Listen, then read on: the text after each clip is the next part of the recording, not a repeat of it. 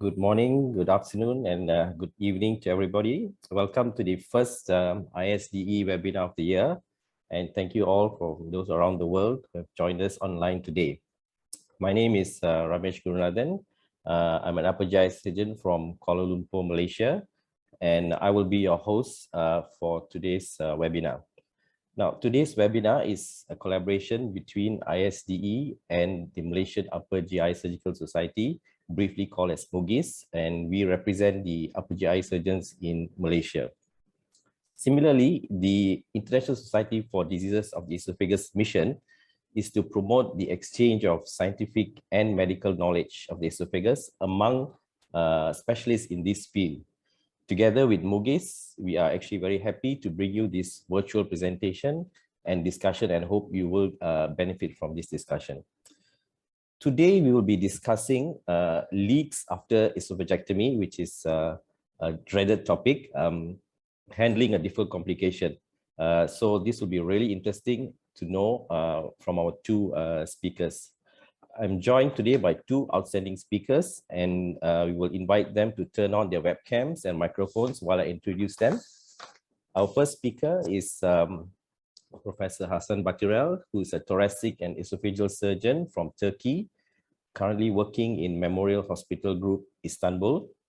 He's involved in several educational activities with the European Society of Thoracic Surgeons and is currently the Secretary General of the Society. Our second speaker is Professor Ian Wong. He's a clinical assistant professor at the University of Hong Kong. Dr. Wong has interest in esophageal and gastric cancer management and motility disorders.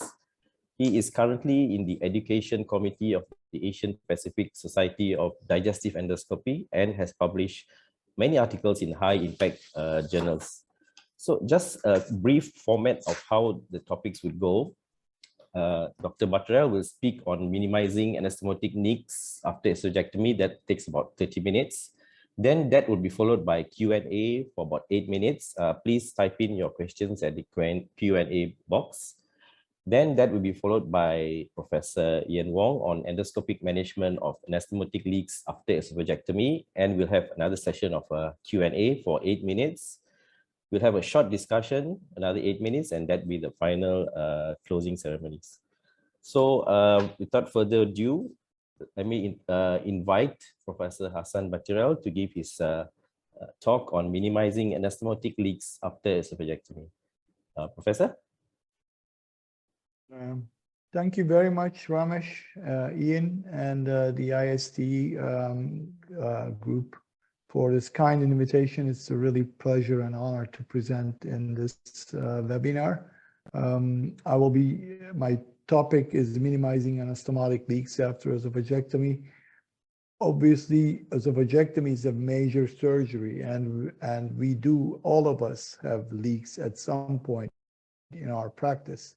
And it is always a challenging situation that you need to, you are walking a line between a seriously ill patient and actually a recovering patient. So I would like to, this is my conflict of interest. Well, there's been a nice consensus, which is called the Esophagectomy Complications Consensus Group, ECCG. I think they have a very nice quotation there, which says anastomotic leak is a multifactorial etiology. So by fixing just one side of it or being technically very proficient, you cannot fix all the anastomotic leaks because it's related with many factors that I'll try to go through. And one of the most critical is obviously tissue perfusion, as it is valid for all surgical interventions. If you have a good perfusion, the tissue heals well. If the perfusion is not as well, then you will have problems. And it defines anastomotic leaks as a full thickness gastrointestinal defect, either in the esophagus, anastomosis, conduit, or staple line. And actually, it's classified as irrespective of the presentation or method of identification. And they were able to classify this to 3 subgroups, which is called a local defect, based on the treatment type a little bit. So no change in treatment, just drainage, and then There is some interventional things that's needed. And then finally, there is more serious leakage, which needs a surgical intervention. It was pretty much valid for the conduit necrosis as well. This was the classification I presented you as the recent one. Obviously, there are several very good surgeons and well-known esophageal surgeons tried to classify this in similar ways. As you see, Tony Leroux classified it back in 2002 as minor, major, and then a conduit necrosis. And Dr. Beresford, who was who is practicing in UK, was also classified it into three pretty much the same, with a simple leak and then a conduit tip necrosis and a massive necrosis. I think the easiest definition is an iatrogenic GI perforation. So we do something, we combine a gastric and esophageal tissue, and then we have when we have a leak, it's basically a iatrogenic GI perforation. So is there any consensus in terms of the definition, in terms of the management or the approach to the leak? Well, this was published a couple of years ago in the Annals of Thoracic Surgery, and you can see, I think I also was one of the surveyors, one of the contributors to the survey, and you see that there's a lot of difference on how the patients are approached. You can see here on the 5th row that chest X-ray, daily chest X-ray, was obtained by less than 50% of the surgeons. The first day it was 50%. When you come to day 4, it was 18%. So CRP was pretty much like 50% follow-up. Leukocytes were the most common one, like 80% in POD1, POD3, and the hemoglobin, also complete blood count, was being performed. About 20% of the surgeons were performing barium swallow on day 7. So for a routine basis after esophagectomy, there is not much consensus, and there's a lot of variability between the surgeons. So recognizing the leak also differs a lot. And you can see that if there is a leak, if there's a suspicion of a leak, what do you do first? 60% were doing first choice as laboratory diagnostics, about 40% CT scan, 20% endoscopy. So it was changing many. And you can see that contrast radiography is ranking relatively kind of in the middle as the first choice. There's a variability between the approach as well. And this is I just wanted to remind again the classical definition of ECCG about what the leak is and the types of the leak.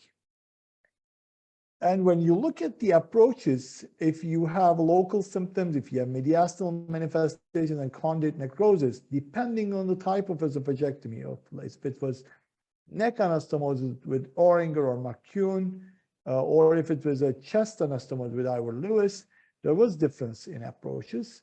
But you can see that type 1, most of the type 1s was just nil by mouth, an NG tube, antibiotics, and drainage. Most of the people, even in Ivor-Lewis cases, that was pretty much the same.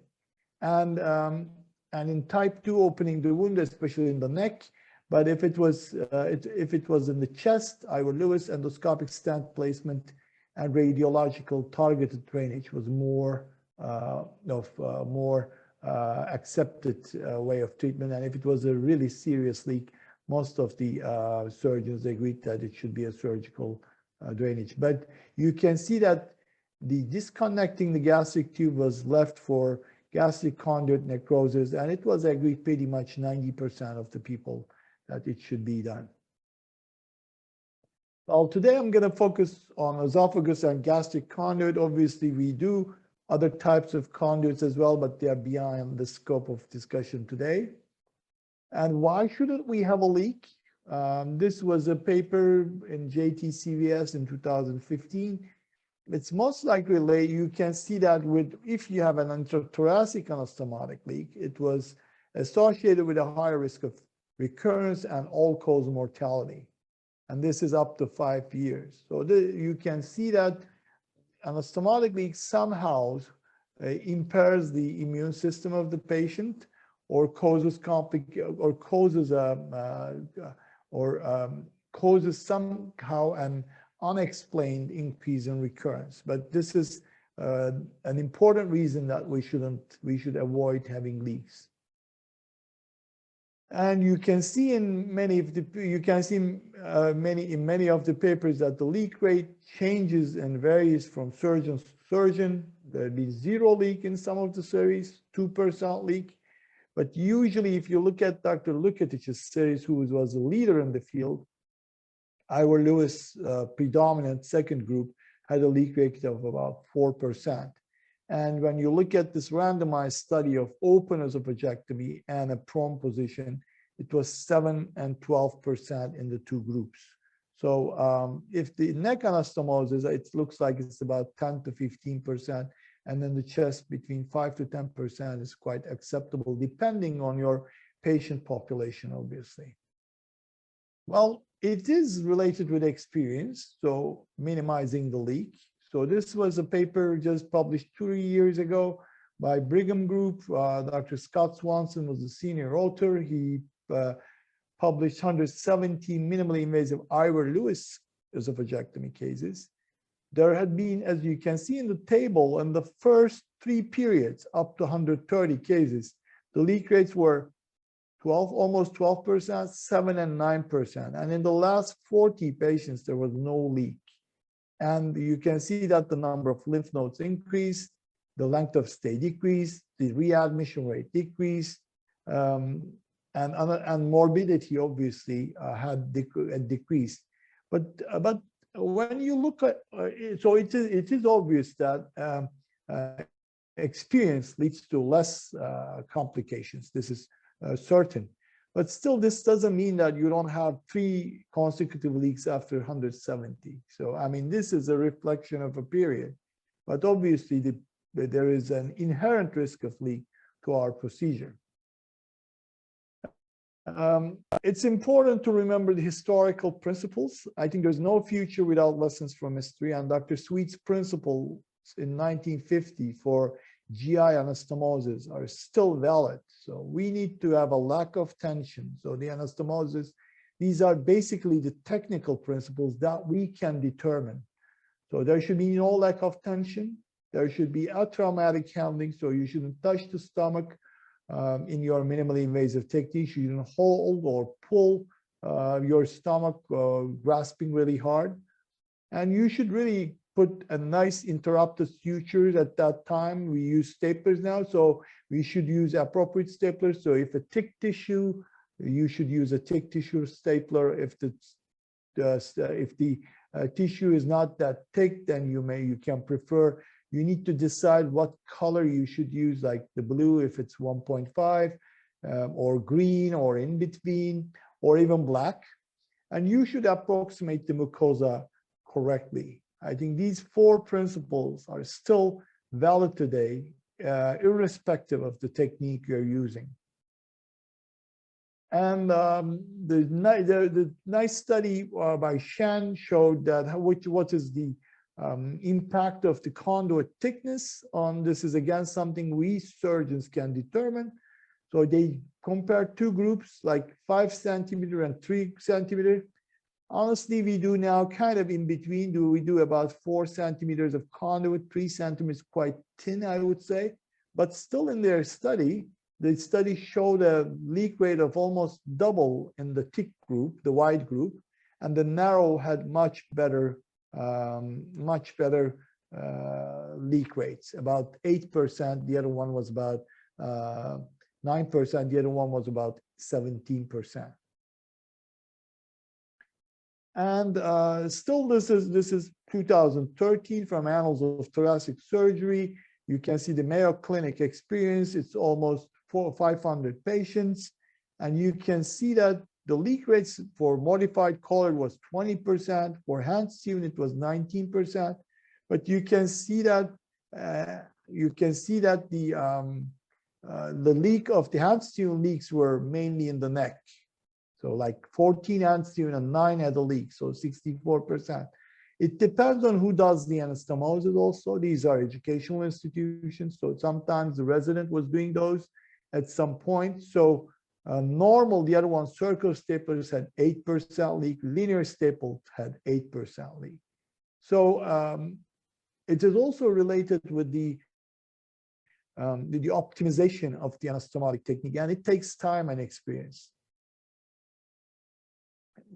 There are some factors beyond the technical things that we can determine, that we can modify somehow. So if the patient is malnutrition, if the patient is not has malnutrition, we need to feed them before surgery, and hopefully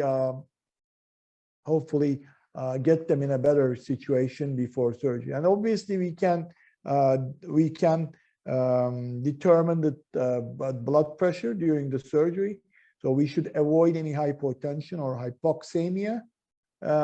Diabetes should be controlled with hemoglobin A1C values, pulled down to, drop down to normal ranges. And obviously the drinking and smoking habits can be modified before surgery. But most of those patients come with cancer, so they are not usually don't have much time for modifying these factors also before surgery. It's not easy. And there are external risk factors for leak. One of them is the radiation, again, something that we can modify. This was a paper in Journal of Thoracic Oncology back in 2014.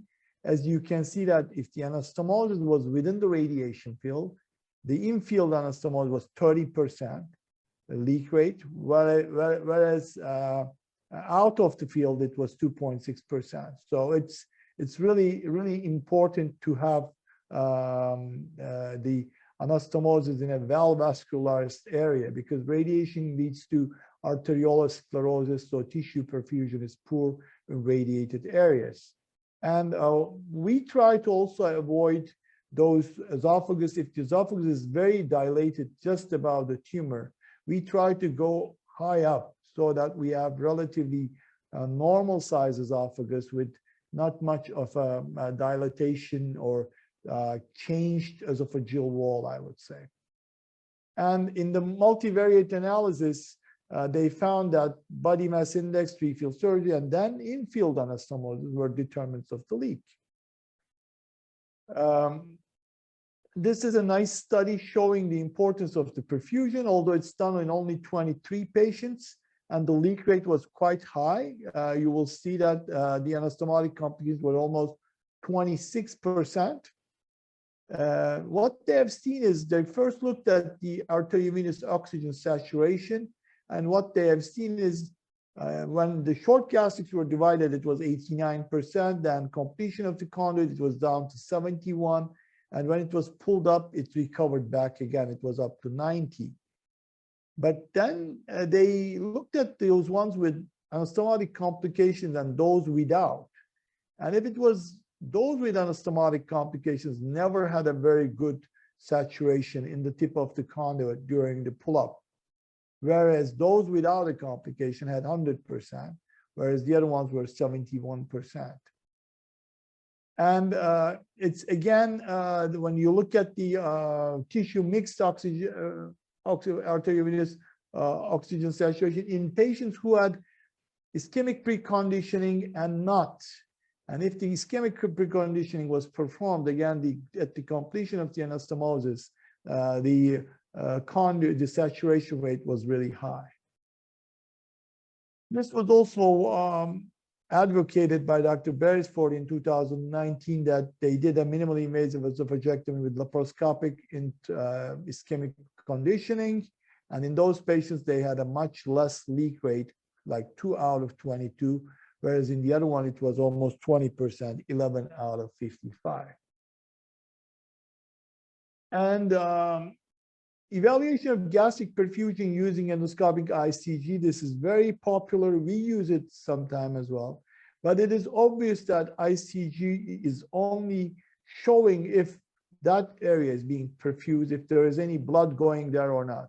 It doesn't give you any idea about the saturation. It just shows you the arterial patency. So the artery just carries the dye over that area, but it doesn't show if it's really a lot or less. We can sense some with the ICG density that it is well perfused or not, but still it doesn't quantify the real perfusion. I just want to share with you some of the cases and what we have taught. So this is a 76-year-old male with history of bypass 15 years ago through a sternotomy. So it was a GJ adenocarcinoma. It was a minimally invasive Ivor Lewis, which was performed relatively without any problems. He was discharged on day 7 and then a cough on oral intake on day 8. Although we had already started oral intake on day 5, still he didn't have much, but on day 8 he was coughing. And the oral contrast shows that there is a leak to the mediastinal area and there is a hole in the left main bronchus. So you can notice that the lungs are pretty comfortable, but there is some widening of the mediastinum, which might be a first sign.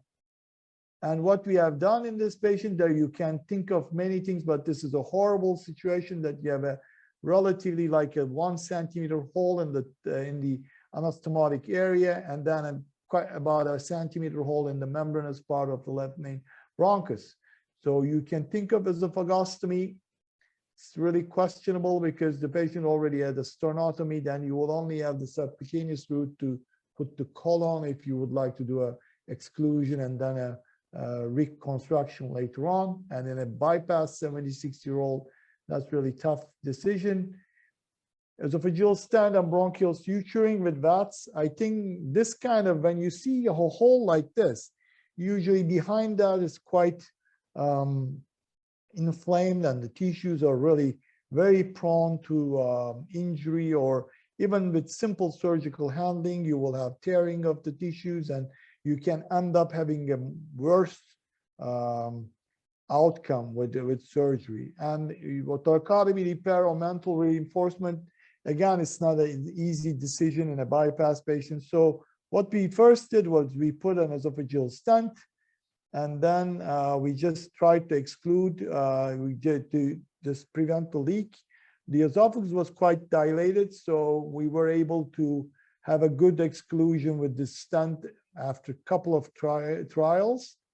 And then we also put a Y stent, tracheobronchial Y stent to the tracheobronchial 3. And eventually after 4 months, we removed it. And he's still alive and well after 14 months. But you can see the real normal mediastinum in this patient. This is his recent chest X-ray. Another one, this is as you see, this is a pretty much normal looking chest X-ray after an esophagectomy. This was almost 9 years ago. So it's a 29-year-old female with GJ adenocarcinoma post-chemo radiation.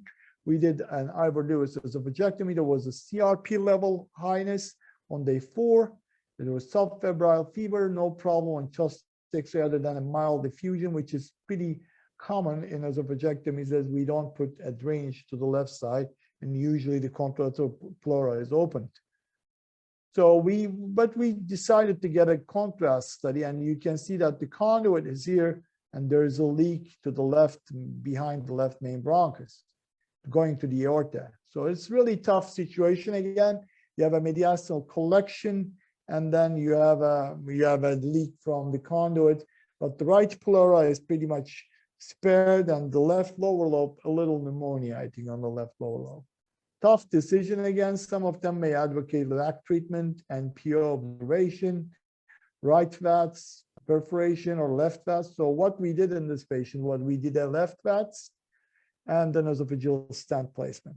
So the esophageal stent was placed, and it nicely excluded. This was a tiny lady, excluded the leak. And then we did a left VATS to drain that infectious material in the mediastinum, and then the stent was removed 3 months later and in 9 years follow-up, the patient is still alive. I will not go into the subject of my dear colleague In Wang, but stents usually work, and I'm sure he will provide a lot of examples. But usually stents work. but it needs a lot of infrastructure plus different sizes of stents and a lot of effort to really decide on a correct stent placement, correct location, and correct size. This was another case which was about 7 years ago. So it's a it was a minimally invasive Ivor Lewis again. This was a high intrathoracic anastomosis and a subtle leak on day 9, and we found that it was conduit necrosis. We couldn't understand why, but there was a chest tube placement to the left side, and then there was some kind of a pain in the mediastinum. So we are not sure how this happened, but eventually we had to do an esophagostomy, and we did a retrosternal colon interposition about 4 or 5 months later. This patient is still alive in 7 years. And here is another case which was relatively recent. We controlled the conduit with ICG, but that was not very well perfused because the patient had a very hypertensive episode just before esophagectomy. The blood pressure was all over 23. And then in the postoperative period, somehow in the laparoscopic period as well, the conduit didn't look very nice. So the patient had a very early signs of leak. So we went in with VATS, and we saw that there was almost a conduit necrosis in half of the conduit. So eventually there was significant conduit necrosis. We did an exclusion, although this was relatively early in the post-op period. We did a gastric exclusion, and then we did a colon interposition about 2 months later, and she's still alive. So there are some subtle signs of leak that you need to be aware and actually minimize any problems arising. First of all, if there is a cervical leak with intrathoracic extension, or if there's a leak from a high intrathoracic anastomosis, sometimes a small apical pneumothorax is the first sign. And mild air leak, despite you didn't touch the lung during surgery. If you didn't have any injury to the lung, and if there's air coming out of your chest tube, that has to come from GI system. So if it's small, we always get an immediate contrast study, usually in the form of an oral contrast CT scan. If we have any sign, any air leak, despite no color change in the chest tube, and and actually there's no obvious leak on the chest tube. You can send the amylase, obviously, if you have any suspicion. And again, the second one is unexplained infiltration in the lung, or pneumonia, or a mild drop in saturation. They can be the first signs of a leak, although you may not think that the conduit may look fine, but usually these two are the results of small leaks. Sometimes a little bit too much conduit distension, and you have a relatively loose staple line in some areas, and you put an NG tube, you wait a little bit, it sometimes seals away. But these two should make a question in your mind that this can be the start of a bigger leak. High chest tube output, usually a sign of chylothorax, but sometimes again, if the color doesn't change and you have a good working NG tube, and the color is relatively a little dirty looking, but not bile looking, but it's more of a serous, but a little dirty serous, I would always check amylase, and I would be suspicious of a leak again. And mediastinal widening without an effusion can be a sign. And again, an elevation of CRP following oral intake, although no sign of leak on chest X-ray. I think these are really signs that we need to be very careful with.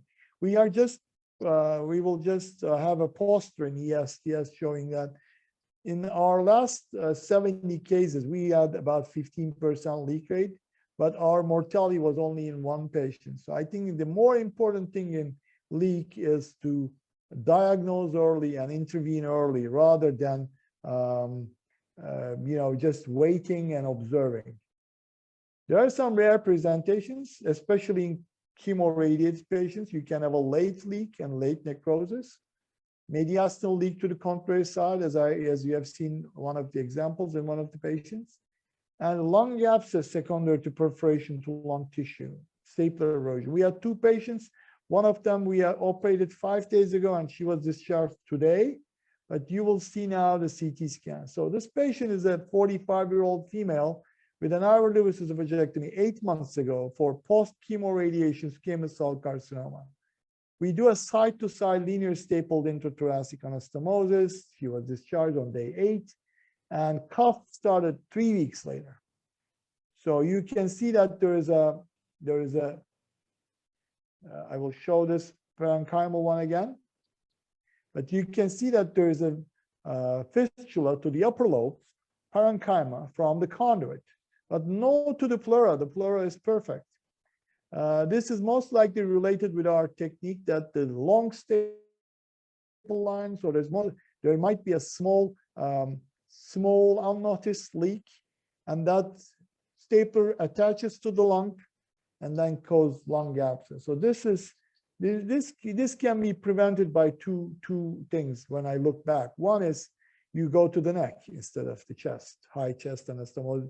You do a neck anastomosis. And the second is you cover the staple line with omentum or pleura or whatever. So what we did in this patient is we went in, this was just 5 days ago, we put 2 stents, waited for 5-6 months. Still there was this small leak to the lung tissue and she was coughing. So we went in, we did a wedge resection to the half of the upper lobe, and we covered the pericardial fat pad on the upper side. And she's been discharged now without the leak. Hopefully she will not have any in the coming days and in the coming weeks. Well, obviously when you look at it for prevention of anastomotic leak and conduit necrosis, there have been people try to develop fat face, such as this one. You see standardized treatment of perioperative hypotension, like give crystalloids, reduce the epidural, check the hematocrit level, review the patient with a surgeon, step in. So there's a really kind of a protocol going on. I think obviously this will help, but as maybe you remember in the first slide, this is a multifactorial problem. And you need to, it's not only technical and postoperative follow-up, related with some patient inherent factors, such as the comorbidities and other issues. And how can we prevent the leaks? So what we do in those days, I would say, if the cardiac function is marginal, if the patient is elderly, keeping the blood pressure high is important. Keeping the blood pressure adequate to maintain an adequate perfusion is important. So what we do is we prefer laparotomy instead of laparoscopy, because with laparoscopy, you always have some type of hypotension even for a short period of time. Still, you will have. You need to just bloat the abdomen, and you obviously have some problems with venous return. So the morbidity of laparotomy is much less than the morbidity of critical hypotension during a critical period of like conduit formation. And the perfusion of the conduit, we use ICG just to make sure that we have patent vessels to the tip. We give inotropes, although there have been some studies, especially the animal studies, showing that the vasopressors can cause GI perfusion problems, but still, as you see from this very recent paper from Memorial Sloan Kettering in 2015, that vasopressors is not associated with increased risk of anastomotic leak. So we try to keep the systolic blood pressure around the 20. I think it should be even higher in a hypertensive patient. If the patient has a blood pressure of 150s for a long time, long years, these vessels are really quite atherosclerotic and need more pressure to perfuse the distal tissues. And a couple of more tips. Intrathoracic leak, effusion, and signs of sepsis. It's an urgent situation. If it's a loculated and stable patient, it may work drainage, but still, I think all intrathoracic leaks should be sealed somehow. I mean, it is really difficult to decide to wait with only drainage in an intrathoracic leak, because almost all intrathoracic leaks are associated with some degree of pneumonia and some degree of bacteremia, followed by sepsis. These are my conclusions, and this is my final slide. So to minimize the leak, first of all, we need to optimize the patient as much as we can preoperatively. We need to keep the blood pressure high intra and postoperatively. Sometimes in even elderly patients, we continue vasopressors for 4 or 5 days, even up in the ward, because we think perfusion, enough blood pressure is important to keep the perfusion. And we need to diagnose early if you don't want to have any mortality arising from it. So we should not neglect small signs. We get an early contrast CT scan with the mildest signs. It doesn't matter. And drain amylase can be of help.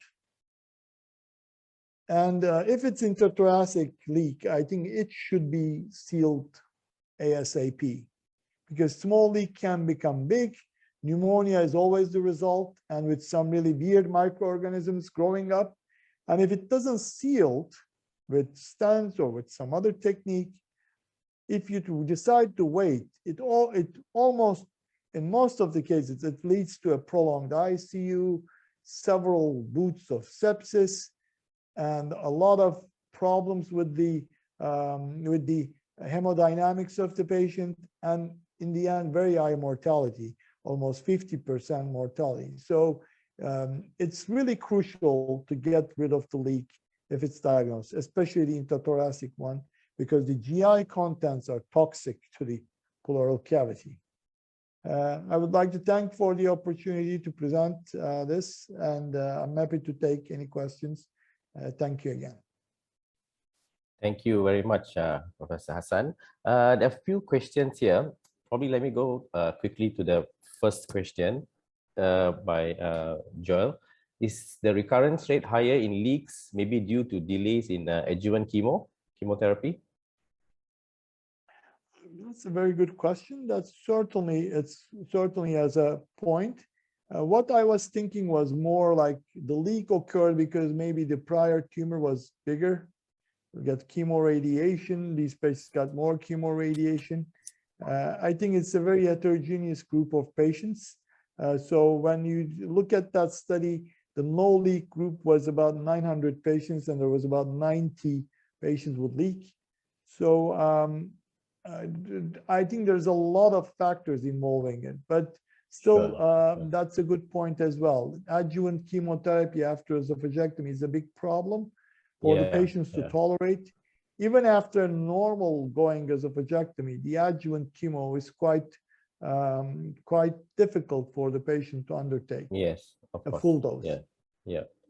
The next question is ERAS in a role in the leak rate reduction. What's your opinion on that? Well, I think it is there's a lot of papers coming out of our Chinese colleagues about that, about the ERAS, and also it can be of help, but honestly, I'm a little bit somewhat skeptic about more guidelines and protocols in the management of leak. Because this is a very multifactorial problem, and you really, as a surgeon and a physician, need to follow all the details and diagnose patient early and very quickly. This is sometimes very out of the guidelines. I mean, your way of thinking needs to change. So, I mean, when you look at the guideline, it will say, okay, drain this patient. But honestly, I think sealing the leak, if it's intrathoracic, is much more than drainage. Sure. We need to seal that. Yeah, right. The next question, I think you sort of had a slide on it, the effect of epidural analgesia and the amount of crystalloids given intraoperatively. What's its effect on the leak rates? I just showed that slide, as I think it was from a US group. They were actually, it was like an ERAS protocol showing that the patient should not be hypotensive. Most of those patients, as you have seen, have malnutrition. Some of them, if they didn't have an oral intake for a long time, can also be quite dehydrated. So it's really good work with the anesthesiologist to actually maintain their intravascular volume. And the second thing is, I'm not sure if crystalloids will help a lot, because there's always the rule of 1 staying inside the vessels, 3 going outside the vessels in a crystalloid situation.